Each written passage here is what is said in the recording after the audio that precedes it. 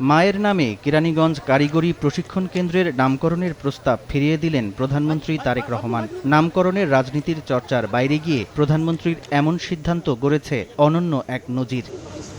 প্রধানমন্ত্রীর কার্যালয়ের সূত্র বলছে, ঈদুল আজহার আগে কেরানীগঞ্জ কারিগরি প্রশিক্ষণ কেন্দ্রের নাম পরিবর্তন করে সাবেক প্রধানমন্ত্রী বেগম খালেদা জিয়ার নামে করার প্রস্তাব পাঠায় প্রবাসী কল্যাণ মন্ত্রণালয়। তবে সে প্রস্তাবে সম্মত হননি প্রধানমন্ত্রী। আগে সব সরকারি স্থাপনায় দলের নেতা বা দলীয় রাজনীতির সঙ্গে সম্পৃক্তদের নাম জুড়ে দেওয়ার রেওয়াজ থেকে বেরিয়ে ভিন্ন পথে হাঁটলেন তিনি।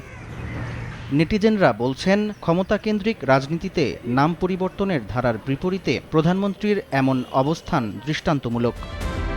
মন্ত্রণালয়ের সূত্র জানায়, মায়ের নামে নামকরণের প্রস্তাব অনুমোদন না করে উল্টো এ বিষয়ে প্রধানমন্ত্রী নতুন প্রতিষ্ঠান গড়ে নামকরণ করার অনুশাসন দেন। প্রধানমন্ত্রী মন্ত্রণালয়ের প্রস্তাবের বিপরীতে এক নোটে বলেন, নতুন নামকরণ করতে হলে গড়তে হবে নতুন প্রতিষ্ঠান।